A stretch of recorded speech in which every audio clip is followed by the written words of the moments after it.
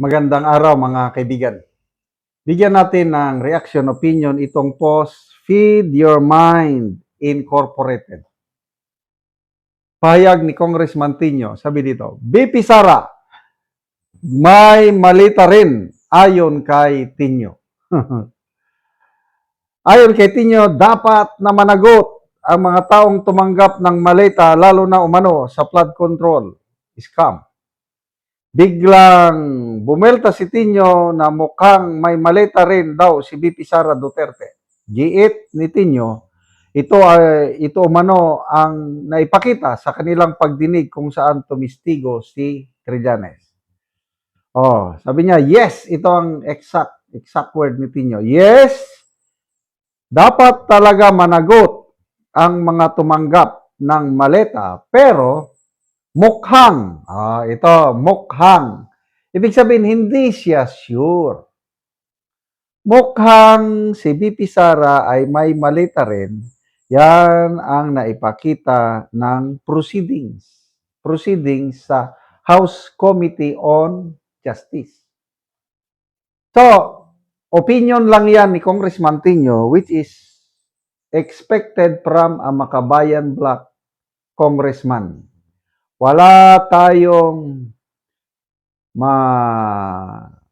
magandang salita na manggagaling sa mga Makabayan Black kasi galit na galit sila sa mga Duterte. Kaparehas yan ni Trillanes eh. Kahit balibalik ta rin man ang mundo, puros masama ang pahayag Makabayan Black at Trillanes laban sa mga Duterte. Oh, lalo na ngayon, isingit ko lang yung 19, 19 na hinihinala ang member ng New People's Army na nasawi sa Negros Oriental, ang laking dagok nila yan. Bibihira yung ganyang mga enkwentro. Ako, may mga ilan-ilan din akong enkwentro, kaya lang hindi ako nakaproduce ng ganyang kaganda. Kung meron mga makuhang armas, isa, dalawa, pinakamarami, tatlo, ganun din ang Malagas. So, napakagandang accomplishment ito ng ating armed forces. So, malaking dagok sa mga Makabayan Black. I don't know paano sila makaka-recover yung nangyari yan sa Negros Oriental ba yun? Occidental, hindi ko na ano. Anyway, balik tayo. Kung ang basihan lang ay Trillanes, wag na. Ako, wala na akong katiwa-tiwala kay Trillanes. Lumang tugtugin na yan. Yung AMLAC na yan, for the first 3 years and 7 months, matino ang AMLAC. Biglang nag-resign yung matinong executive director. Biglang pinalitan nitong attorney Binaventura ito. Yan na. Lumabas na yung pahayag ng AMLAC na deceiving. Yung pinapakita nila na parang bilyonarya si BP Sara dahil may 6.7 billion na total bank transaction. Ano ba yan? Parang yung, well, depende sa tao, maniwala. To me, pang-iinsulto sa katalinuhan ng Pilipino na ipaabot mo ang mensahe na bilyonarya si BP Sara, kailang ang basihan ay bank transactions for a period of 20 years. Simple lang yan eh. Kung makita mo ang yaman ng isang tao, public official, doon ka sa salin magbasi. Dahil yung salin, very clear yung net. Kikita ang assets, makikita ang liabilities. I-minus mo yung dalawa, makikuha mo yung net. Yung bank transaction, ay lahat tayo nag-transact man sa bangko. Pag itotal mo ang bank transaction, malaki talaga. Kaya lang hindi ibig sabihin na yun na yung yaman ng isang tao. Kaya kalokohan itong ginagawa ng AMLAC. At maganda, nakapagsabi na si Attorney Sal Panelo, pinag-aralan nila na magsampa ng kasong either estapa or libel against yung mga AMLAC officials at against kay Trillanes. si Trillanes, pinag-aaralan din na baka sampahan ng cyber libel ng negosyanteng si Sami Uy. So, yun na. Merisi Gaba. Oh, balik tayo dito kay Tinyo.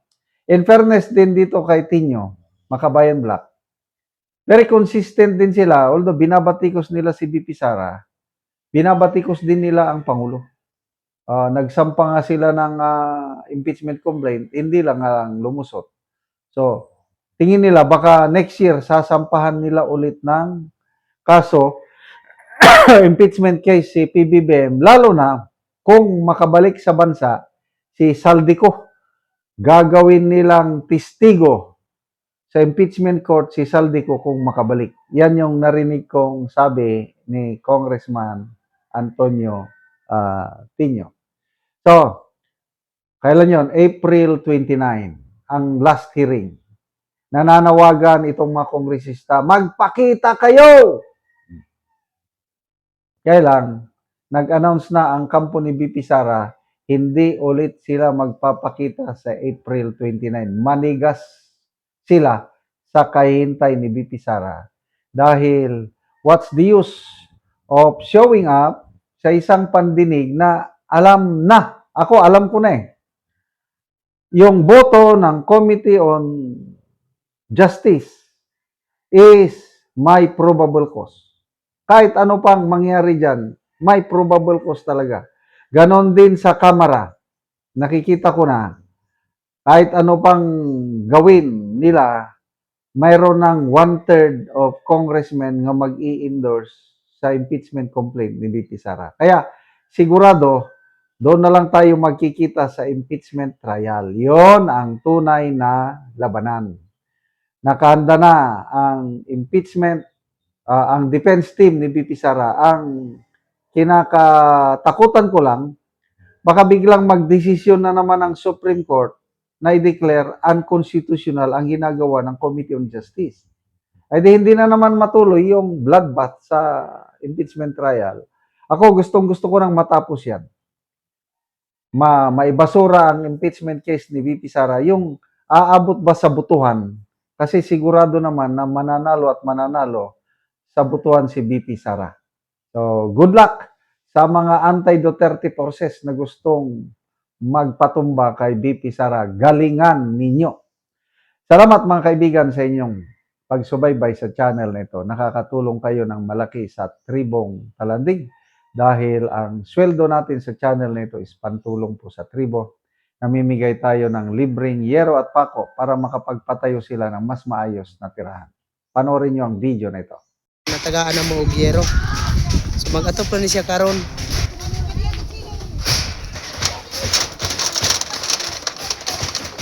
So mao na ni ang iyang atupan karon ni Kuya sa natagaan na mo og yero. Patindog siya og balay.